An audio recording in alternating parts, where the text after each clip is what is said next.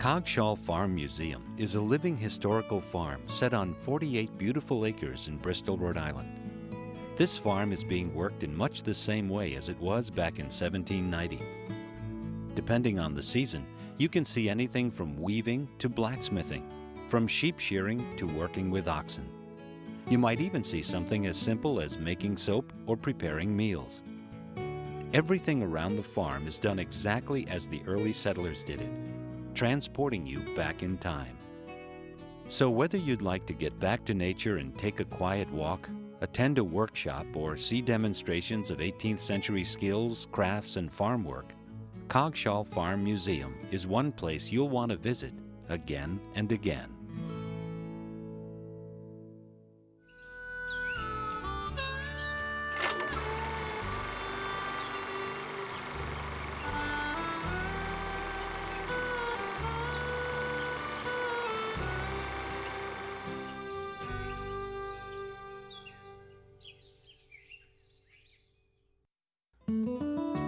We're a working 1790s farm. We're looking at the last decade of the 18th century, from 1790 to 1800.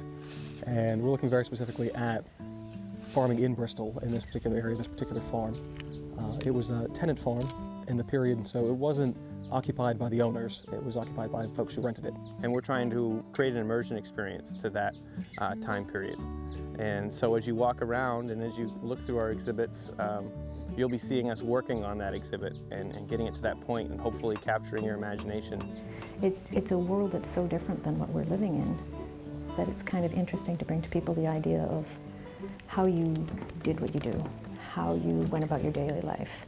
Rather than getting into a textbook and really trying to digest all this yourself, you can walk into this environment and really imagine sort of the platform that these people were working from as they were living in this time period, making their decisions. And we're a museum of process and a museum of activity and work. We're not a museum of stuff or collection. Our real collection, but really the heart of what we do here, is activity, and it's all motion, really. So it's not about a collection of blankets, but rather how those blankets are made. It's not about a collection of gardening tools, but how those tools are used and how the people who use them interacted with them.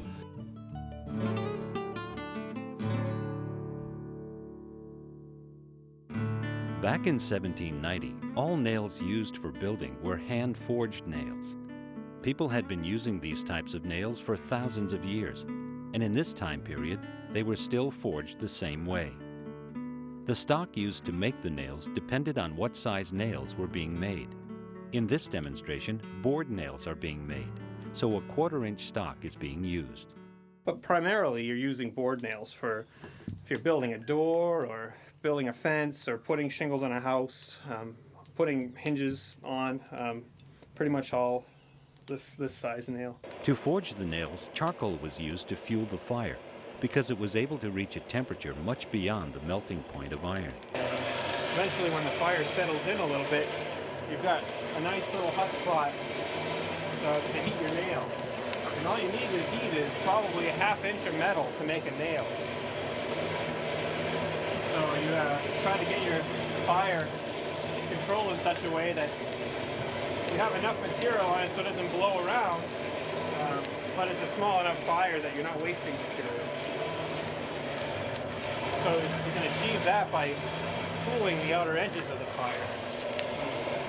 Wash it, you just cattail in a frame. Once the iron reaches the correct temperature, it is removed from the fire.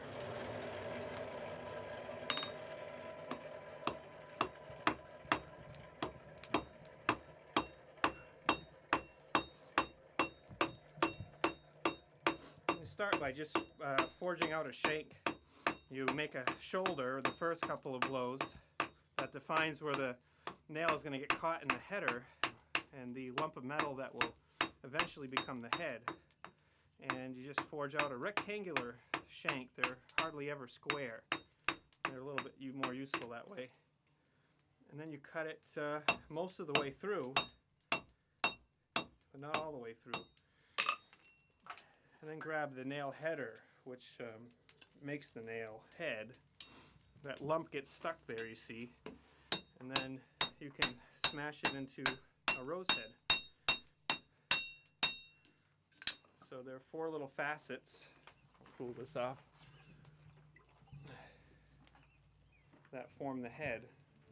Today, nails are just another commodity, but in 1790, they were all made by hand, and some people got very good at it.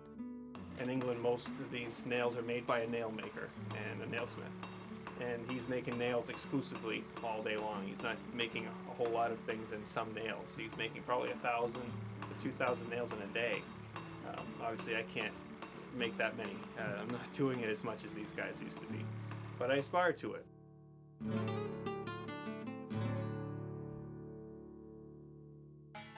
All of the buildings on the farm were covered with shingles. The shingles were not a commodity that could be purchased at the local hardware store, like today. They were made by hand. When making shingles, you start almost anything out of wood. You start with a round piece of wood. You fell the tree, and you cut whatever lengths you need out of it, and then you split it up. Splitting is a really quick way to reduce the dimension of a piece of wood. And so instead of starting right off with circular saws and breaking things apart, you'll go ahead and split it, usually starting with wedges. And so you can actually split a tree from end to end with wedges, and probably a large mallet. So I have a section here that's quarter split with wedges, and then I'll split it until I get billets, sort of thin enough that I can use a froe. Froe is a tool that has a blade to a right angle, at a right angle to the handle, so it's used for prying more than it is for being driven into something. So I'll drive it in to start it into something. This billet is a little bit too big, so I'm going to get it to the final size that I need for a shingle. And these shingles I want to be about 3/8 on the base so that they wear well. I'll just get and this is a blank for a shingle at this point. You want it thick on one end where it's going to get the wear, and then tapered on the other end where it's going to slide up under the other shingles. Using a draw knife, you're using both hands, and so when you draw this thing to yourself, you have nothing left to hold the object that you're working on in place. So you use, this is a clamp design for this purpose that uses your feet to clamp the piece in place. It's called a shaving horse or a shaving mare. So I'll use my feet to clamp this thing and shape a shingle. I'm going to start on the thick end, so I just want to smooth it off and start the taper just slightly.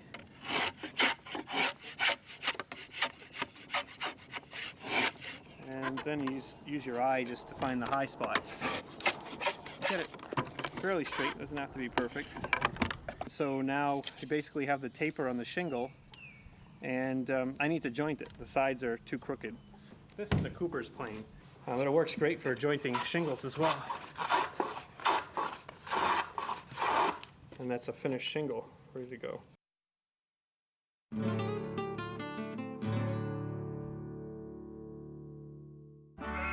Every spring, the sheep were shorn and their fleece was woven into thread, and then the process moved indoors to the loom. This was an extremely complicated piece of machinery for its day.